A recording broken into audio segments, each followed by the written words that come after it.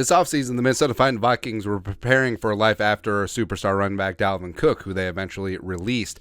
They did re-sign Alexander Mattison on a 2-year deal worth decent money, as well as they drafted 7th-round running back DeWayne McBride, the pride of UAB Blazer, somewhere.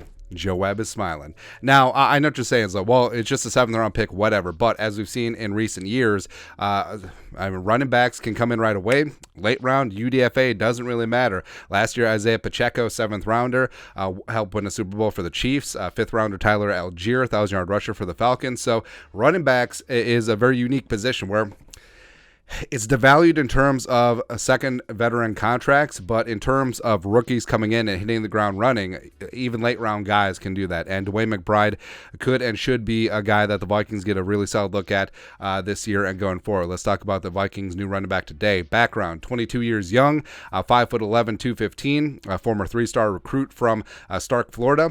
Took his talents to UAB, again, Blazer, and then blew up over his last 2 years at UAB. 3,000 total rushing yards plus 32 touchdowns on the ground, as well as a 2022 season as a true junior.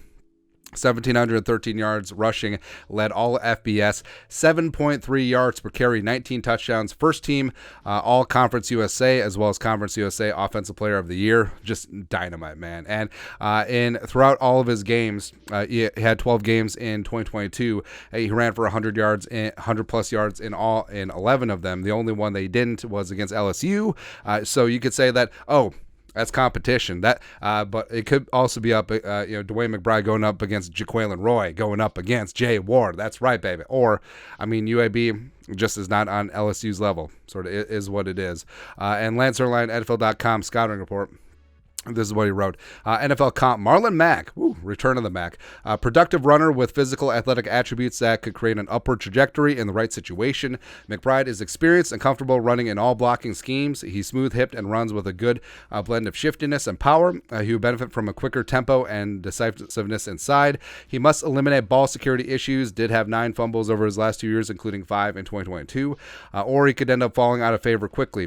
McBride's lack of third down value could also hurt his draft slotting, but his upside is worth a day 3 selection. And yeah, with McBride, not too much in terms of receiving. He had 5 total catches over his final 2 years in Birmingham, but also the Blazers offense wasn't really pass driven. So it isn't so much a question of maybe he doesn't have the skills to be a receiver or pass blocker. He just wasn't really asked to. It's like when you have the best kid on a Pop Warner or high school team, you just put him at running back and give him the ball. That's DeWayne McBride over the last 2 years for the Blazers. And superlative wise, just insane production, rushing champion, career 7.3 yards per carry.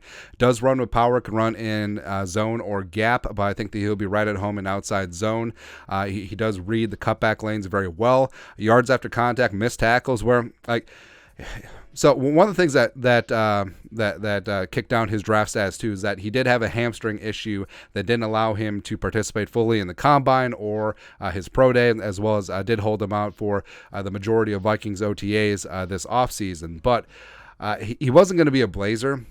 Just watching the tape, he wasn't going to be like a Devin Kane, 4.3, 4.4 guy, but he's fast enough. Maybe he lacks that home run speed, but what he lacks there, he makes up for it in agility, where he is quick, he is shifty, he does have great vision, and he just is really tough to bring down. He bounces off of tackles, he keeps his feet, and he does have some really damn good agility for a larger running back. Also, you'd have to factor in competition, but also the competition that he played with. I think that has to factor in. And I think that he could develop into a third down back, but at minimum, I think that he can contribute right away on early downs. Now, Madison is going to be that guy, but I do think that the Vikings will deploy more of a running back by committee. I don't think that Madison will get the work that Dalvin has gotten over the last couple years. And Madison, respect, is back on a 2-year decent money deal, but remember, it's just a 2-year deal, and he is a guy that could do all things a running back needs to do well. But if the Vikings want to keep some mileage off of him and turn this to a running back by committee and just keep the entire running back room fresh, McBride on some early down work, same thing with Nwangu, and then getting Ty Chandler in on third downs, I think that could make some sense. And McBride has a chance. Again, it's different for running backs because it's like, oh, well, he's a seventh round pick. Seventh round running backs can contribute right away, man. And he can be that guy if Dalvin was cut or traded, which he was cut.